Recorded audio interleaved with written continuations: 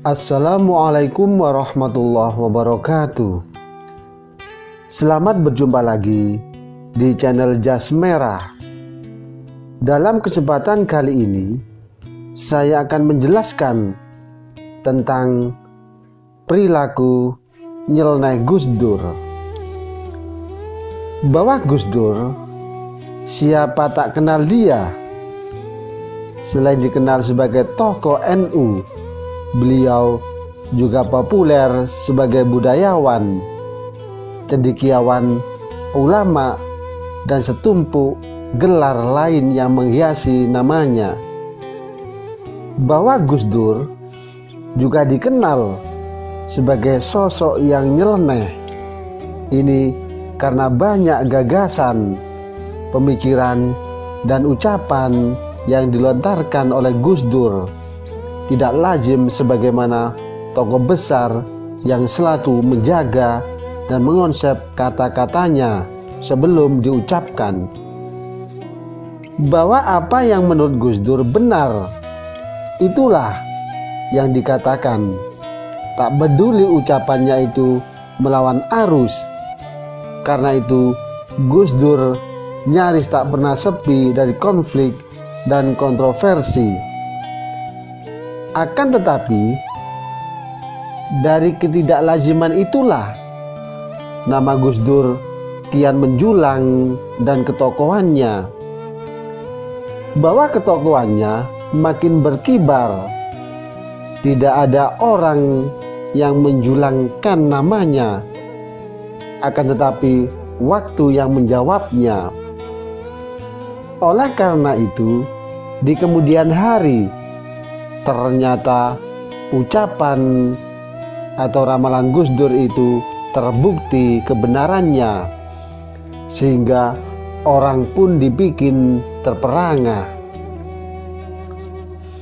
Bahwa kenyelenehan Gus Dur yang kerap berujung dengan konflik itu nyaris terjadi di semua area, terutama di panggung politik. Bahwa sejak mendirikan PKB, Gus Dur selalu menciptakan konflik dalam tubuh partai berlambang bumi yang dikelilingi oleh bintang 9 itu.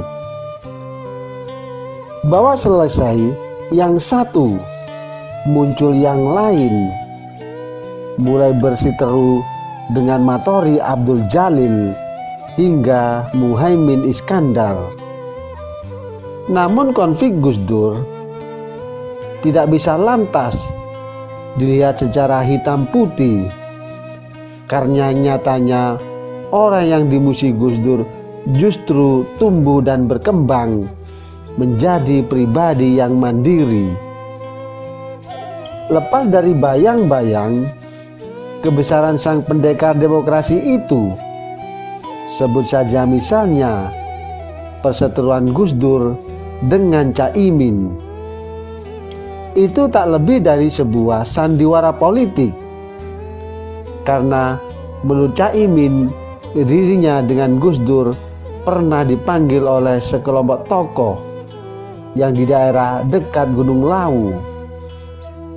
Bahwa intinya keduanya diminta islah, bahkan disumpah agar rukun selalu.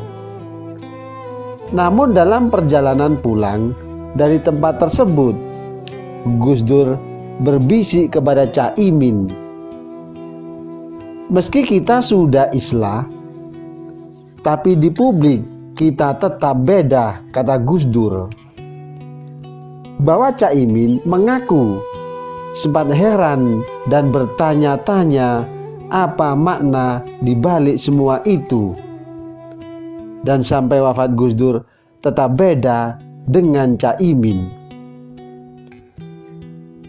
Bahwa kalau mengupas perilaku nyeleneh Gus Dur yang kerap memancing konflik, namun berdasarkan analisa spiritual atau supranatural, penulis dikaitkan dengan fakta yang ada bahwa konflik yang dibikin Gus Dur bukan sesuatu yang hampa, akan tetapi mempunyai tujuan bagi kepentingan regenerasi ke depan. Cuma sayangnya publik tidak tahu makna dari konflik itu, yakni pola pelatihan ini mirip sekali dengan cara mendidik Nabi Khidir terhadap santrinya, yakni Nabi Musa. Bahwa Nabi Musa memang selalu protes dan bertanya tentang perbuatan Nabi Khidir yang dinilainya tidak benar. Padahal apa yang diperbuat Nabi Khidir mempunyai tujuan yang mulia. Bahwa rata-rata orang yang dimusuhi Gus Dur adalah kadernya sendiri. Gus Dur lah yang pertama kali melambungkan nama mereka. Namun Gus Dur pula yang berusaha menenggelamkannya. Bahwa dimaklumi bahwa umur manusia terbatas, sehingga harus ada regenerasi. Bahwa seorang calon pemimpin juga tidak bisa terus berada di ketiak orang yang melambungkan namanya. Bahwa dia harus mandiri dan mempunyai karakter kepemimpinan sendiri. Maka dalam konteks itulah signifikansi konflik ala Gus Dur.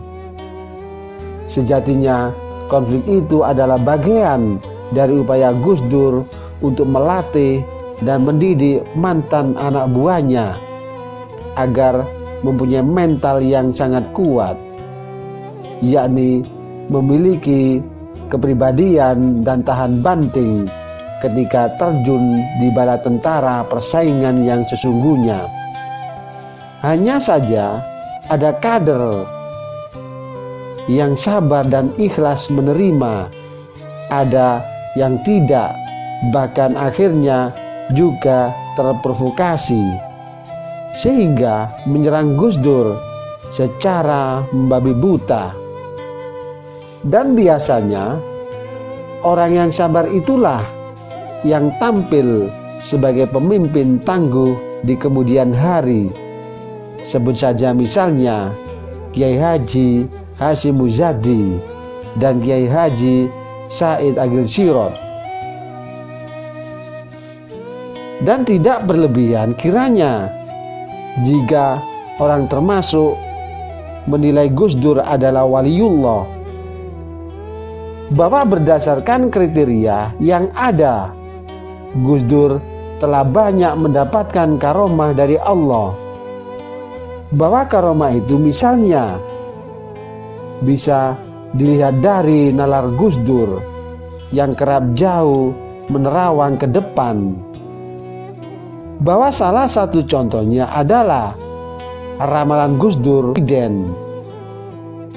Bahwa 4 tahun sebelum pemilihan presiden tahun 1999, Gus Dur pernah menyatakan bahwa dirinya akan menduduki kursi presiden RI. Dan tentu saja pernyataan itu dianggap lelucon politik. Tak ada yang merespon, apalagi percaya.